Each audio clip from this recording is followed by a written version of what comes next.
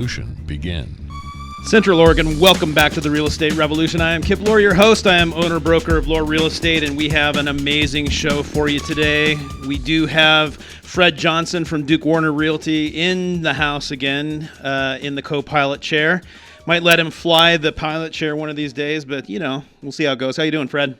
Kip, absolutely wonderful. I'm having a great time, and thank you for allowing me to be here today. God, he has so much more of a radio voice than I do. He's just got that smooth jazz at KBND. Cool jazz. Hello, Ben. I love it. I love it. So it's a cool one out there today. A little windy, not quite as windy as yesterday, and might snow tonight, but it's still a beautiful day here in Central Oregon. You know, the weather is what we've become accustomed to. We're going to be talking to folks today, or talking about a subject that folks that are either thinking about buying or selling rural acreages might want to tune in a little closer in the show. And if you ever, all the things that you wanted to know and were afraid to ask, you can always reach us here at the studio at 541-388-1110 if you have any questions. We're going to be talking about buying and selling acreage properties today. Yeah? Yes, sir. Yes, sir. I'm really excited about that. I'm pretty excited about that, too. We haven't talked to that segment of our market in a while, so this will be a good show. There are lots of activities going on today and tomorrow here in Central Oregon. You can visit Santa in the Old Mill District. Starts at 11 a.m. today, and it'll be today and tomorrow down in the Old Mill. And let's see here. We've got the High Desert Museum Science Party Winged Wonders. And let me pull that up and let's take a peek at that and see what that has to offer. We've got, looks like it starts at 11:30 this morning. Kids and family members, looks like $3 to get in. And in the Winged Wonders, our teams of wacky scientists will have you laughing and learning all about the wings and winged creatures. So it sounds like it'll be a fun day at the High Desert Museum. We've got, Thanksgiving Wine Weekend out at Faith, Hope, and Charity Vineyards. Have you been out there? Not as yet, no. Oh, man. I had her on the show last year. It's an amazing, amazing property out there. They've got actually vineyard properties for sale out there. They've got their own wine that they're making with varietals that are grown here in Central Oregon. And actually, the varietals came out of cold weather Minnesota hybrids. So really interesting wine that they make out there. Looks like 12 o'clock this afternoon starts actually right now. You get out there to Faith, Hope, and Charity. They're out in 70450 Northwest Lower Valley Drive and outside of Terrebonne. And it's wine and food. Got to get out. It's a beautiful area out there. Yeah, it's a really beautiful area out there. Chimps Inc. is having a Civil War fundraiser.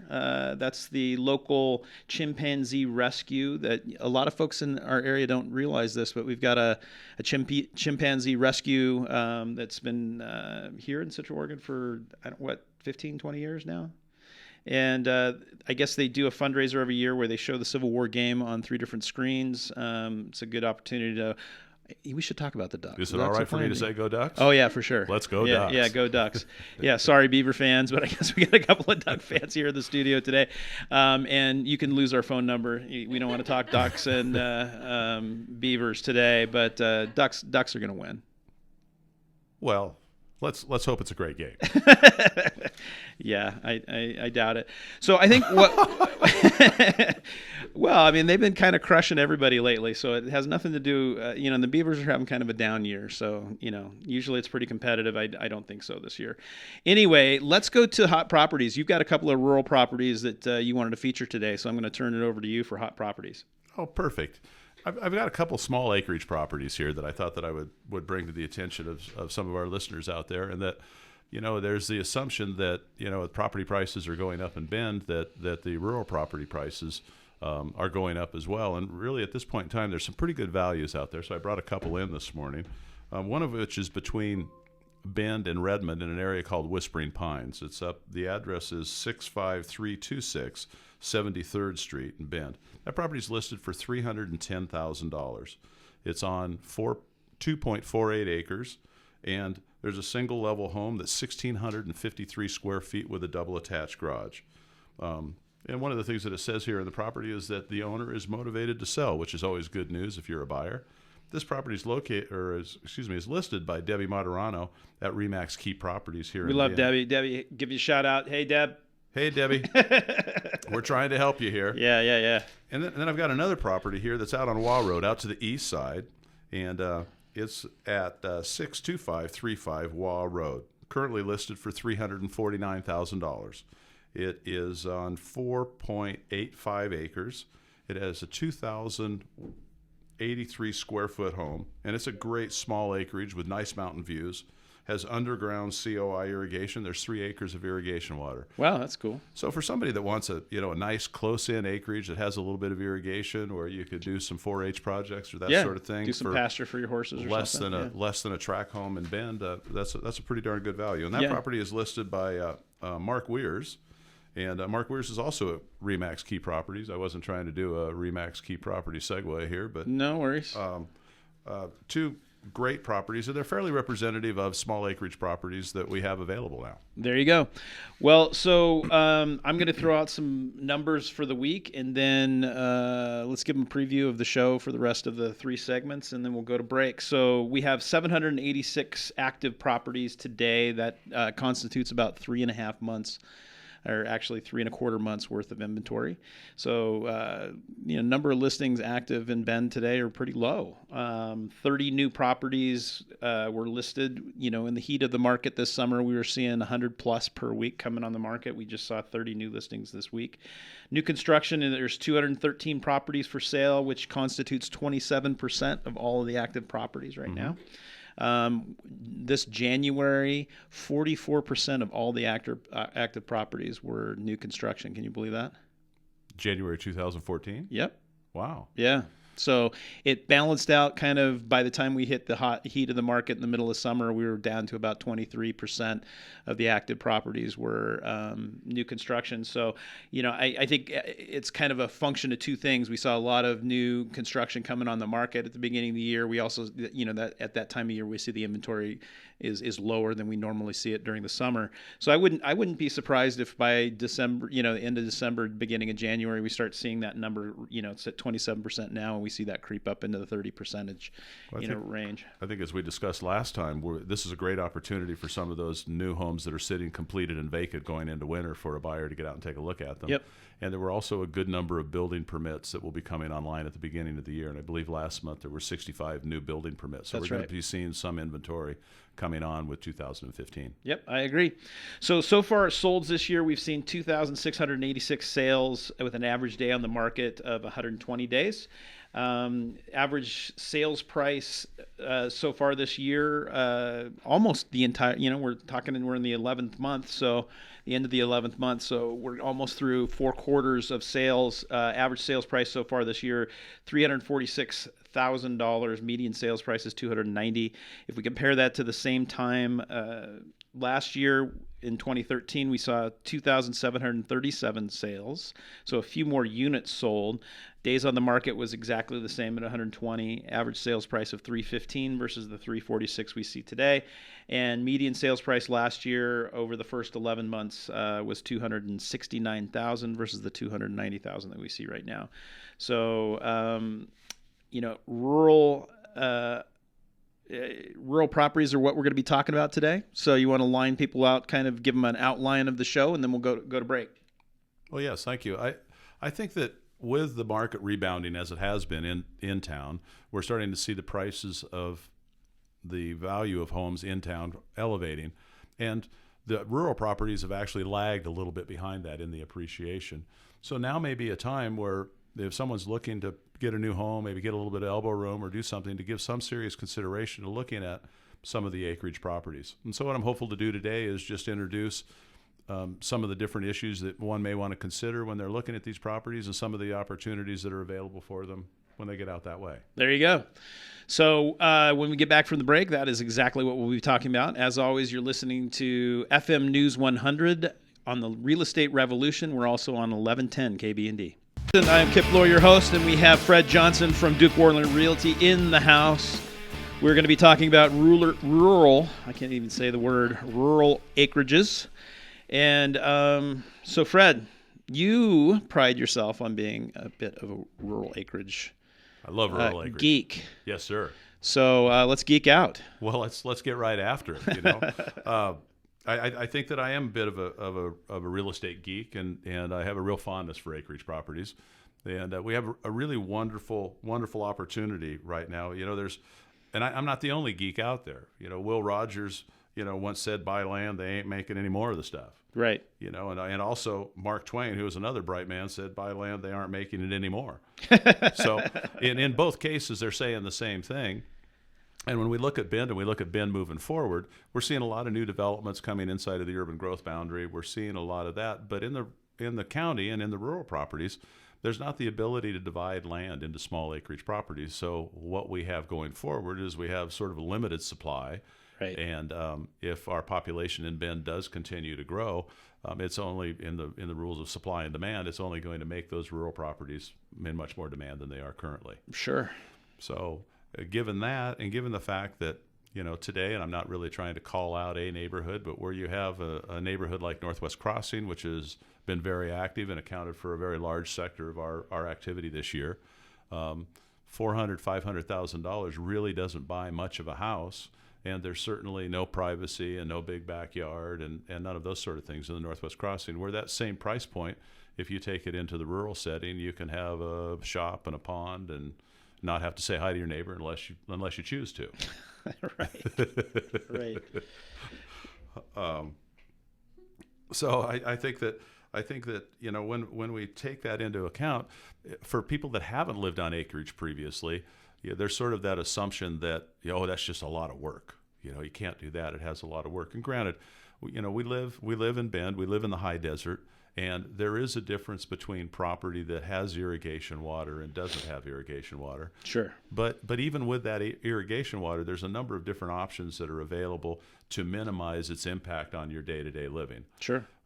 In Central Oregon, if you apply a lot of water and apply a lot of fertilizer, you can actually grow something. If you choose to reduce the amount of fertilizer and cut back on the water, you can still maintain your water rights, but greatly minimize the amount of work and the amount of effort that needs to go into it. Yeah. And then there's always the option that you could lease your water right back to the river, keeping the water flow in the river, not take the irrigation water for a few years, and then you would only need to green your pasture once every 5 years. Yeah. So suddenly that fear of being on the tractor for hours on end and managing a huge property really is minimized pretty dramatically by the purchaser's choosing. Yeah, that makes a lot of sense. And so when I refer to acreage properties, I'm generally in that 1 acre to 40 acre range, and I think that once you get to 50 acres and more, you sort of move into that farm and ranch category, which no matter how you manage it, if you're working on a farm and ranch, it's a good idea to have a little bit of experience when you come to the table, and it is going to require some time to maintain a property of that size. Sure. If you buy a dry 40, for instance, out east of town, really the only thing you need to deal with is the defensible space around the property. Make sure that the branches, trees, and shrubs aren't leaning up next to your house, and that's pretty much it. You live on a real large lot that's really private, and you don't have to do anything with it. Yep, you got some sagebrush and some junipers, and away you go. And conversely, you can move into town where, or closer to town where somebody has a manicured 1 or 2 acre parcel that has the largest lawn that you've ever seen in your life, and you can spend a fair amount of time on your weekends riding on a riding mower if that's what you so desire to do. Yeah, that's right. And with the water rights, I guess one of the things that I'd like to say is that there's a number of different ways to apply the water. You can do flood irrigation, which used to be very popular here many years ago. Another option to that is gated pipe, which is another version of flood irrigation. The thing that's nice about that is it just sort of flows onto the property and you distribute it as you want to. But it really kind of requires that you're around a little bit. After that, you can get into hand lines. There's also some portable sprinkler sleds, and of course there's always pivots or guns that you can set. And one of the easiest way is to put a gun on a timer system, put them out in the middle of your pasture, and then you really don't have to do anything. The amount of growth of grass is really regulated by how much fertilizer you put on the ground. Yep. So, again, if somebody's thinking that they'd like to live in a single level home, they'd like to have a mountain view, they'd like to have a little bit elbow room so as not to deal with their neighbors. Rural properties are really a good option to take a look at. Well, so, you and I were talking earlier this morning about how development here in Bend and in Redmond is not catered much toward, they're very small lots. Most of them are going up 2 stories. A lot of those 2-story homes do not have masters on the main, so you've got all the bedrooms up and all the living area down. And so you've got this situation where, for a young family, running up and down stairs isn't as big of a deal. But, if you're wanting to, and if you got an RV to park, forget it. There's just no place to park a trailer or an RV. So, that's another option for folks, is to get out just a little bit outside of town and have a little bit more elbow room. They don't need to be on 40 acres. There's plenty of 2.5. You're one of the properties that you featured was up on Whispering Pines. Whispering Pines, they're all a couple acres up there. If you're up on the northwest side of Whispering Pines, you got killer mountain views, and you got plenty of room to roam, and that's a private water district out there. So you're not worrying about a well, and there's plenty of areas around, pretty close to Bend, within spitting distance, where you can get on a little bit of acreage and still have it be manageable, and in that case be able to be in a house that probably has a master on the main at least, if not just being all single level. So I think those rural properties also provide a lot of especially for the baby boomers that are retiring. Maybe it's nice to have a place where you're not walking upstairs. Well, I think that it appeals to both ends of the market. If there's a young family and maybe the children have a desire to do a 4-H project or do something along that line, or as you said, they want to shop or want a place to park the RV. Those properties have a great appeal to a great number of people. And the Whispering Pines neighborhood, it's a wonderful neighborhood and very centrally located. You can work in Redmond, you can work in Sisters, you can work in Bend, and it's central to all of those That's areas. That's right. And you're 100% correct. The views are absolutely stunning there on the west side. Well, so when we get back from this next break, I think what would be interesting is to maybe talk a few do's and don'ts, why you would want to have somebody like you were talking about earlier, being a geek, to help you kind of walk through some of the idiosyncrasies of some of these acreage properties, because there's a lot of different things, a lot of moving parts on some of these, especially if you're going to have acres of irrigation in conjunction with your property. You might be looking at a well, you might be looking at a septic system. You're looking at not as defined property boundaries sometimes. So when we get back from break, let's talk about those issues a little bit. You're listening to The Real Estate Revolution. I am Kip Lohr, your host, and this is FM News 11110 KBND. Welcome back to The Real Estate Revolution. I am Kip Lohr, your host. I'm with Lohr Real Estate, and we have Fred Johnson in the house. He is with Duke Warner Realty. He's in the co-pilot chair, and we are talking about rural acreages here in Central Oregon and kind of navigating the different idiosyncrasies of both purchases and sales of those. As always, you can reach us here in the studio at 541-388-1110 if you want to join the show and ask some questions, or if you've got some comments, if you've got something that we're missing. Bring it to our attention, and we'll add it to the discussion. So, Fred, let's you're the geek. Let's geek out and talk about some of the tricky things when you're a buyer or seller navigating some of these rural properties. Thanks, Kip. I'd be happy to.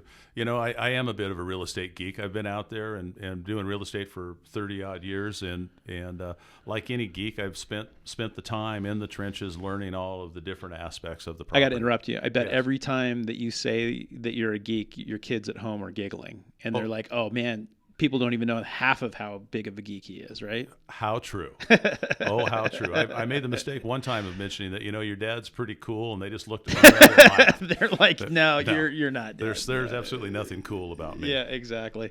But, I am really excited about the opportunity this year for both buyers and sellers. And, at Duke Warner Realty, we've specialized in acreage properties since 1967. And so because of the different neighborhoods, because of the different systems, there's just a number of things, a myriad of things that are potential issues that come up that really shouldn't scare a potential purchaser off. They're just issues that you need to be informed so that you can make the best decision that works best for you.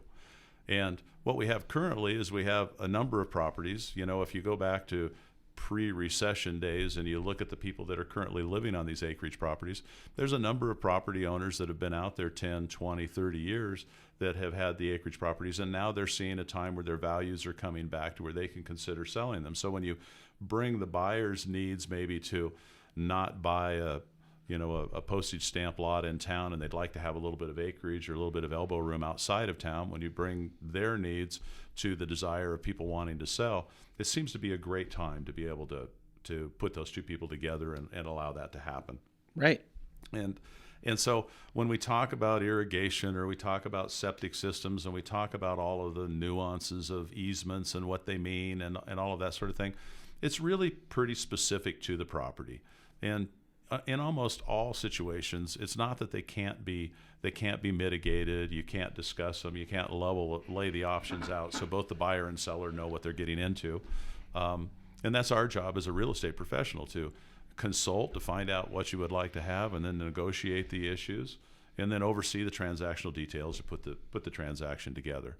So whenever there's a mention of an easement, for instance, it's really important that there should be some maintenance component to that easement. Whether you're sharing a road for access, or you're sharing a well and you want to be able to do the repairs on the well, there should be an outline document before you enter into that situation that outlines your respective responsibilities on how you're going to participate in that shared piece of property, and how you're going to access it for repairs and maintenance and whatever needs to happen. Right. That's just a given. Right, but I think to flesh that out a little bit so people can understand what we're talking about, because you and I sit here and going, yeah, that makes sense, But so when we're talking about an easement, we're talking about an agreement between one property that becomes the superior or beneficiary of that easement, and then the one that is actually, so the easement that the property is on or goes over is the servient property. Yes. And when these agreements happen, they're recorded on a deed usually, and the tricky thing is that if you're going in, you're making a recommendation to your buyer that you want to have some sort of maintenance agreement for a road, for instance. So you've got a piece of property that would be landlocked if it weren't for this easement, but there's no agreement of who's responsible for maintaining that road. Your recommendation is going to be, hey, you need to get the seller to get in agreement with that property owner that has the property that you're going to be driving over before you purchase it, because there's no guarantee that you're going to be able to get that agreement yourself. Would you agree with that? Well, I agree. Yes. And the way that these happen, it's relatively innocent. Bob and Johnny are working at the sawmill together, and they have adjacent properties, and Bob lets Johnny drive in and out of his house and go across the 10 acres on the eastern boundary of his property. Sure. But then the properties have sold a couple of times. Or Bob and Johnny became not so friendly anymore. That can happen as well, yes. But then the property sells, and then somebody comes that may not want to get along with his neighbor, maybe a little adversarial in nature. Well, there's Sure. no document that's there. Now, the servient property cannot deny access to the benefiting property. Right. So they can't really block it off, but they can make it difficult. They can put a gate on the easement. They can do a number of things just to make it a little bit more difficult to be Sure. there. So it's a lot easier, particularly if you're walking into a relationship that was established prior to you entering into the property, just to make sure that the rules of engagement, if you will, are clear and amply disclosed. Yeah. Not only do you have the right to cross across my property for access issues only, but we're going to share cost of maintain. We're going to grade and gravel it a couple of times, and how we're going to share in those expenses. It's just best if you get that out so that everybody knows what they're doing, instead of it being a surprise 2 years after you buy the property. Sure. And in the case of wells, you run into the same kinds of issues with shared wells, right? That's correct. You can share a well up to 3 parties. You can have 3 parties on a shared well. If you go 4 parties, then it becomes a district, and it needs to meet the compliance issues with the state for the testing of the chloroform bacteria and all of that sort of thing. But to have a 3-party shared well in some of these areas is not at all uncommon. And we'll kind of go back to Bob and Johnny for a second. You got them side by side.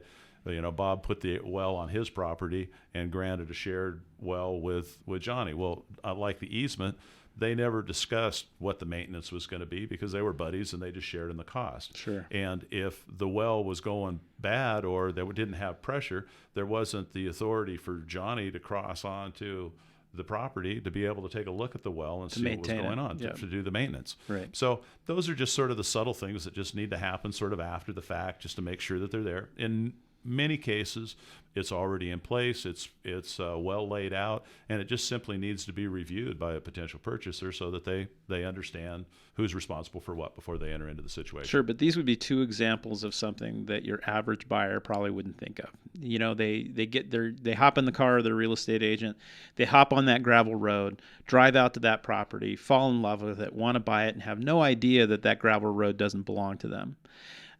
Or they flip the water on and the water tastes pretty good. They have no idea that they don't have a well on their property and it's a shared well. And to know these things prior than jumping into a purchase agreement and getting maybe those things worked out in the purchase agreement itself as terms of the purchase agreement are something that's really important. And that, getting back to your geek or your specialist theory here, having somebody that really knows those things. I mean, we're in the age of the internet right now, and so you can hop on the internet and get a lot of good information. But a lot of these issues are very specific to, let's just talk about wells for a second. A well in Redmond versus a well in Lapine versus a well out in Alfalfa. Very different characteristics, different well depths, different qualities of water. And here again, you're an average buyer. You're not going to necessarily know those differences and how they could impact you down the road or not very far down the road and how they could impact your pocketbook. Well, all wells are required to have the water quality tested in a transaction. They're like smoke detectors. It's a state requirement. Sure. You're required to test for bacteria and chloroform, make sure that the water is of good quality, good portable quality. Sure. But yes, there are a number of differences out to the east side of Bend. Well depths can be 800 feet. Right. As you get into town. Which is not cheap. When you get in closer to town, they're 200 feet. So yes, there's a lot of diversity, but once again, water is very well regulated by the water master, and you can get a well log, you can have well tests, you can have flow tests, so that you can do the drawdown on them, and there's a number of companies in town that can perform that function for you. But that's part of the due diligence in purchasing one of those properties. Sure. Just to know that, living on the high desert without water isn't near as much fun as living on the high desert with water. Right. Well, and you can have it trucked into a cistern, but it's not cheap. That's always an option, and it's a little more difficult to finance those properties that don't have a domestic water system. That's like exactly right. That's exactly right. Well, we're gonna have to go to break. When we come back, we only have one more segment, so we got so much to talk about in so little time. So I'm gonna have you be really laser focused. Well, I'll put on my geek hack and talk as fast as I can. All right. Well, you're listening to the Real Estate Revolution. I am Kip Lohr, your host, and this I'm is Fred Johnson. FM. Yeah, and that's Fred Johnson over there. Yeah, and we are on News FM News 100 1110 KBND. Well, sadly, we are to the final segment of the Real Estate Revolution. We are back, and I am Kip Lohr, your host. We have Fred Johnson in the house. Here I am, Kip. How are you, sir? I'm absolutely wonderful today. Thank you very much. So we got a very short period of time to tell folks out there everything that they need to know and we're afraid to ask about purchasing or selling a rural property here in Central Oregon. Well, that's wonderful, and thank you for the opportunity, Kip. One of the things that I'd really like to stress are really two things here today. I feel like we have mentioned a number of pitfalls and potential problems in having or owning rural acreage properties, and I really wanted to dispel that myth a little bit. Sometimes the unknown is pretty scary, and I think that there's some great. Doesn't have to be. That's exactly right. It doesn't have to be, and instead of dwelling on the negatives of that, I'd just like to really reinforce the fact that it's a great time and it's a great opportunity. If any of our listeners out there ever have any questions, they can always contact me if they'd like at askfredjohnson.com or email me at fred@DukeWarner Realty. I'm always available online, on call. Give them your number. Oh, and my phone number is 541-788-3733. No shameless plugs. Well, I understand that, it maybe after the radio show's over or something like that, someone may have a question, and I'm always available. Yeah. And so on the other side of that, once again, I know that this sounds a little bit like a shameless plug. Kip, both you and I try very hard just to get out the information so that our listeners can make decisions that work best for them. Totally. But I think that when you're looking, either considering buying or selling acreage properties, I think that it's a really good time to place the value in your real estate geek. I agree. Someone that actually comes out, actually understands the property, understands how to market the property, and most importantly, understands how to resolve issues as they present themselves. Sure. And I talk a lot about not all real estate agents are created equal.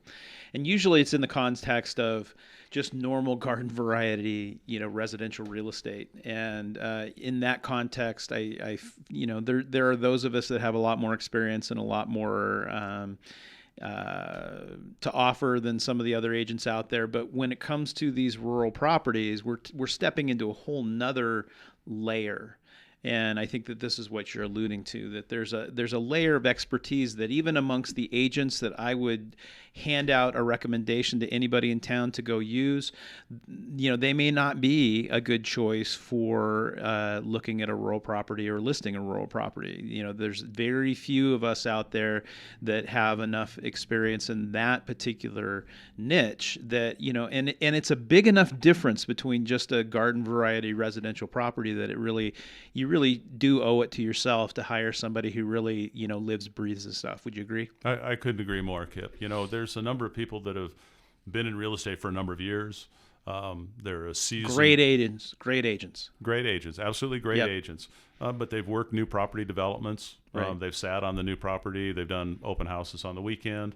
They've used the forms and the paperwork of the builder developer to get those properties done.